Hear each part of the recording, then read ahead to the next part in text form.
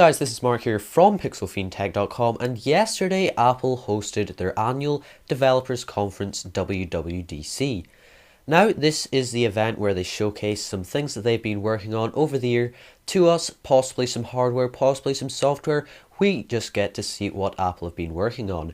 Now it is a 2-hour long conference, and if you didn't have time to watch that, I thought I'd condense it down into a much shorter video showing you the key points of what was announced. So first off, I would like to say I apologise for any of you who are disappointed, but Apple sadly did not speak about hardware at all. We saw nothing new. We didn't really expect to see things like the iPhone 6 and the iWatch, but we at least thought to see something as small as possibly a new MacBook Air, a new iMac, just some small upgrades like that would have been nice, but Apple kept it right down to the software, which is certainly nice for the developers out there, and to be honest, with some of the changes they made, I am perfectly happy. So first off, they launched the new OS X Yosemite. Now, this is keeping up with the place names in California naming scheme that iOS started off with Mavericks, and you know, the name doesn't really make a difference. It's nice sounding Yosemite. Okay. Now, this has changed the design. Probably one of the biggest changes to Yosemite's or to OS X's design since it first started. We have gone to a more flat look. Now, it does keep the basic Apple fundamental styling. Everything's going to be in roughly the same place, but the icons have been flattened out a bit. We also see some transparency in places like the sidebar, etc., similar to in iOS 7, and they're kind of unifying the design between those two operating systems. They're not joining them together, but they are making them look similar. Now, Yosemite also introduces the dark theme, which we have never seen before, and it simply lets you change it up a bit. If you're a bit fed up of the bright user interface, you can change it to a darker theme, which will change the bar along the top to a black color. So it at least gives you the option to customize it a bit more if you would like. Yosemite also adds widgets in the notification area. Now these will not be widgets that you see on your home screen like you get in Windows and things like that. They will simply be in the notification center. So these will be things like ESPN, possibly updating scores, news apps, things like that. And they will also allow you to go into the app. So we saw an example with eBay where he could actually make a bid without going into eBay. He simply made the bid from the notification center. That was actually shown on iOS, but I'm sure it will work the same in OS X.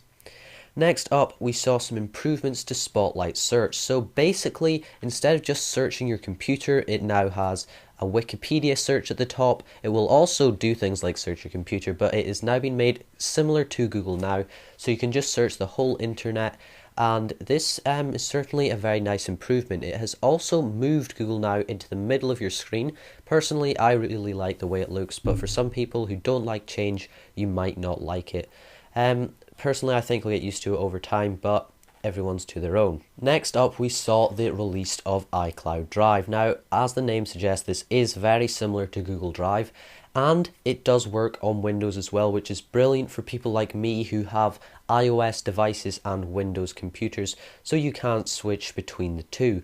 Now, basically, it's going to be a cloud storage. Now, you do get less free storage than people like Google Drive, but in the long run, if you're buying more, it seems to work out cheaper to buy more from iCloud Drive, and what it basically allows you to do is more easily transfer files from your iDevices to your desktop, which is a handy feature, so you don't have to email things across. You can simply put it up to iCloud Drive, similar to what you could do with Google Drive, but it's nice that Apple have added that feature. And we also saw a really handy feature that allows you to move from what you're working on your iOS device to your Mac and vice versa. So if you're working on, for example, a PowerPoint, you can simply, I believe you swipe up and it will move up onto your Mac screen and you can work on it there. And then if you want to turn off your computer and go and work in another room, you can simply put it back onto your iPad. Now this is a really handy feature, just being able to work on and off, and it really creates the idea of that ecosystem that you don't get so much with Windows products.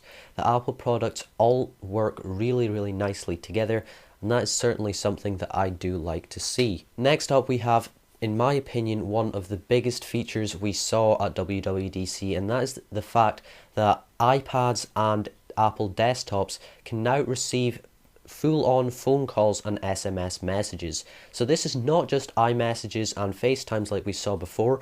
It means if someone calls you from an Android phone, you'll actually be able to pick it up on your iPad and desktop as long as you have an iPhone. Now this is extremely handy if your iPhone is say on charge at the back of your desk, or even in another room. You can just pick it up from your Mac without moving, and personally I just think it's a really nice feature that Apple have added. And that was pretty much it for Yosemite. Next, we moved on to iOS 8. Now, if you were expecting any huge changes like we saw with iOS 7, again, you are going to be disappointed. The looks and feel of iOS 8 are very similar, simply some new added features. So first off, we saw widgets. Now, these are not really widgets in a sense like we have seen before in things like Android. These are widgets like we see in Yosemite. So they will be housed in the notification center, so you can swipe down and see things like eBay, ESPN. Tons of people will be able to make widgets compatible with this, and it will just show you some things like scores. It might let you change things like bidding on eBay items. Again, it's a nice feature that I really think we could have seen a while ago. Next up, we have Quick Reply. Now this basically allows you to reply to things like Facebook messages and text messages without leaving the app. So if you swipe down from the little notification, it will bring up a dialog box, so you can type in and then press send and go straight back to your application without ever leaving it. This is a really handy feature because I hate when you're trying to do something and someone's texting you and you keep having to switch back and forth between apps. But Apple seem to have solved that issue now.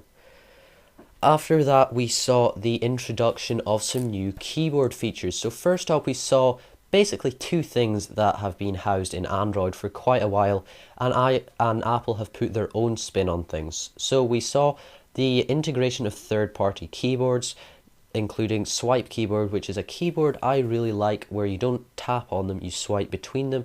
I like it, a lot of people don't, but it's nice that Apple lets you switch between keyboards if you don't like their keyboard, and you can just kind of switch things up to however you like them. We also saw improvements on Apple Keyboard, and we saw predictive texting, similar to what it is on Android, but slightly cleverer.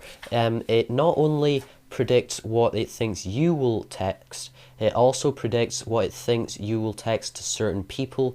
So it realizes that possibly you might use different language when speaking to your grandparents than with your friends, and it seems like a very smart version of the Android keyboard, and I'm certainly really wanting to try that out to see if it works as well as they have promised. We have also seen some improvements to the text messaging app, so you can now mute and name group conversations, which is certainly a handy feature, though I do think, again, we should have seen that in the past, but it's nice that they have finally added it. And we've also seen the introduction of voice memo type messages, where you just speak and it sends them the little voice memo, which I suppose is a handy feature, though personally I do not see myself using it. After that, we saw the integration of the Health app. Now, this wasn't really as impressive as rumours have said, but there will be a Health app that will have not just specific aspects, but it will have everything all together in one app. So for example, your sleep, your eating habits, your exercise, things like that. And they also introduced Health Kit, which will not only help with that, the kind of health I mentioned before, but also illnesses, disabilities, things like that. So that is a really nice spin-off on the kind of whole health field. Personally, again, don't see myself using that too much. But if you're into that kind of stuff, then hey, you might like it. Apple also opened up a few more things to developers, including Touch ID. So Touch ID can now be used by apps, so we may see people like Amazon, PayPal, and online banking apps using Touch ID, which is a great feature. I love Touch ID. I wish I had it in my iPhone 5, and I'm sure I will have it in my next iPhone. So it's really, really nice to see that. To finish off iOS, we saw the introduction of HomeKit. Now, this is not an app or anything, it's simply a kind of service they offer to developers.